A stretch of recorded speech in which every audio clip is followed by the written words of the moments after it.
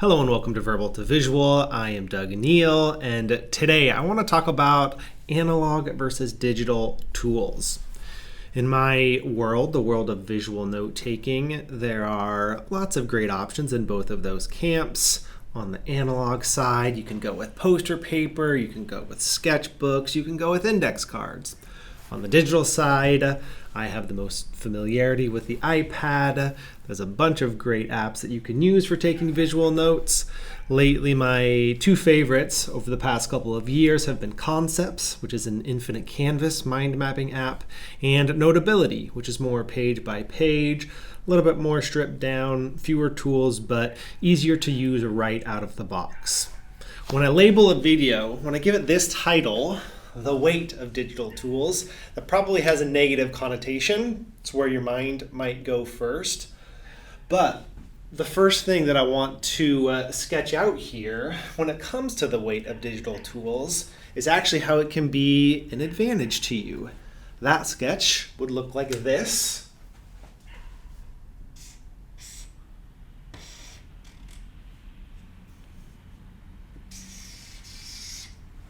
So in this case here, it is going to be the digital tool. Here, drawing a real simple tablet. The weight actually propels you to perhaps reach higher toward a star, whatever goal it is that you're hoping to achieve with your work. This weight of digital tools kind of represents leverage.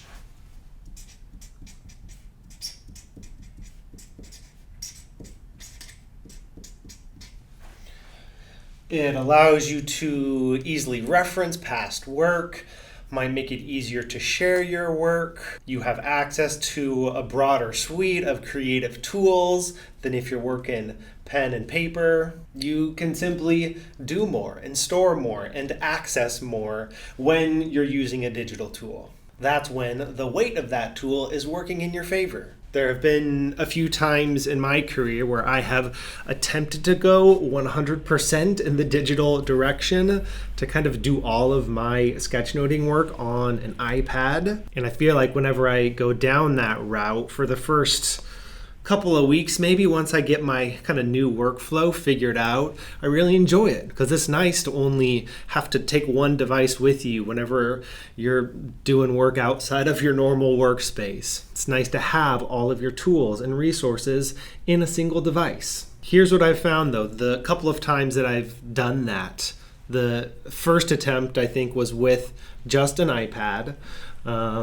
That didn't end up working out. I'll talk about why in a second.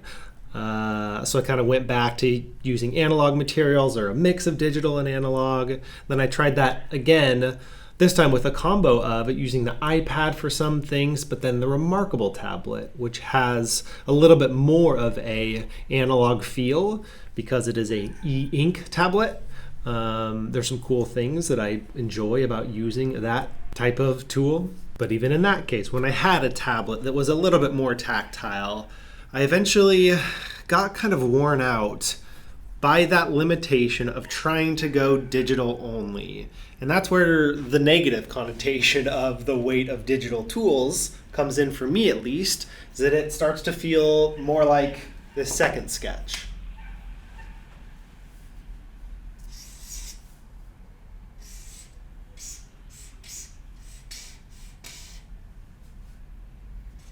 This guy, not super happy. Here, it's the kind of weight on your shoulders connotation to that phrase.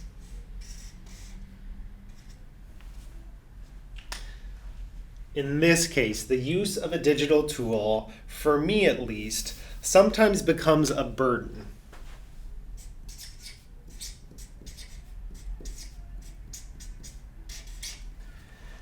And it's a burden for some of the same reasons that it also has this leverage.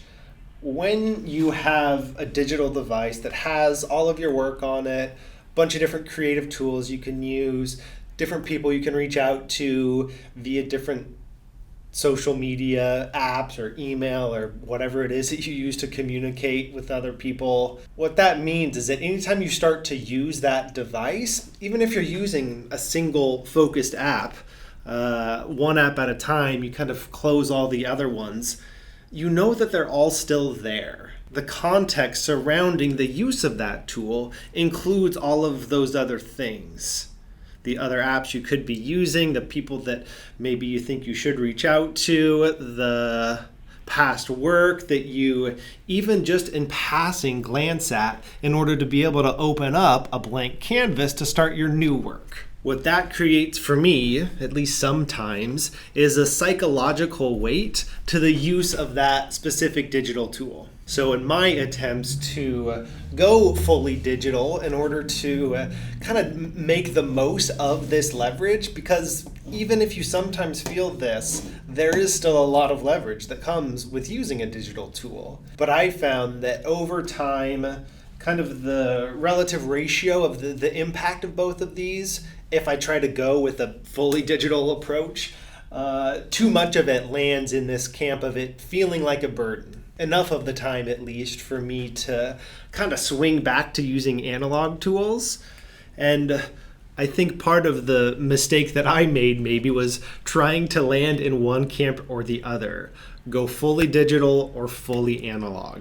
I think in a lot of the work I do and how I set up my life systems, I aim towards simplicity, which I appreciate, and I kind of consider that one of my core values. But I think maybe I have the tendency to try to oversimplify or create too strong of a bounds or barriers around a particular way that I do things. There's no need to choose only digital or only analog because both are useful. And what I have found now is that my remedy for this situation here, because I still use digital tools all the time, but whenever I do feel this burden, what I've come to appreciate is creating the situation where I put those digital tools away, clear a blank space on my desk or on a wall so that the only thing that I'm working with is a blank page and a mark making tool. And I think that would maybe be my encouragement for folks who have experienced some version of this or have attempted to go fully digital and you find that that's not working for you. If it is, that's great, stick with it. If it's not, try to create for yourself the opportunity to clear your desk, have a blank sheet of paper and a pen or a marker, and see how it feels to work in that setting. So that would look something like this.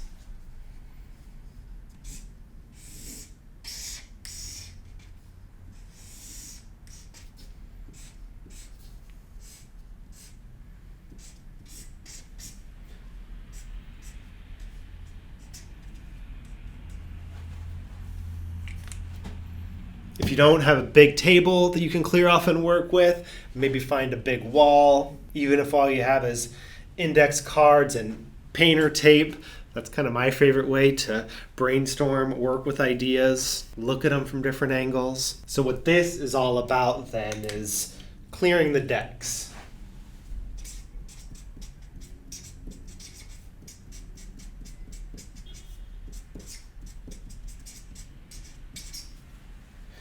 I don't really know where that phrase comes from, but for me that signifies kind of get rid of all of the weight, the associations, the technology that comes with your digital tool of choice, and bring it back to something that's more tactile, more simple. It's easier to kind of remove the distractions from other aspects of your life so that you can bring more focus, perhaps more clarity, perhaps more creativity to the work that you do. I'd be curious to hear how your digital tools are feeling for you right now. Are they a leverage or are they a burden? Let me know. And if you would like to get a little bit better at this skill of sketching out ideas, then come join us inside of Verbal to Visual. We've got a library of self-paced courses to get you up and running, and a global community so that you can learn from the approaches of others and not just me. What I like about our community is that We've come to identify different people that have expertise with different tools so that you can get a sense for the strengths and weaknesses of the digital tools you might choose, as well as the analog ones. You can learn more about all of those learning opportunities at verbaltovisual.com. Thanks for watching this video. I'll see you in the next one.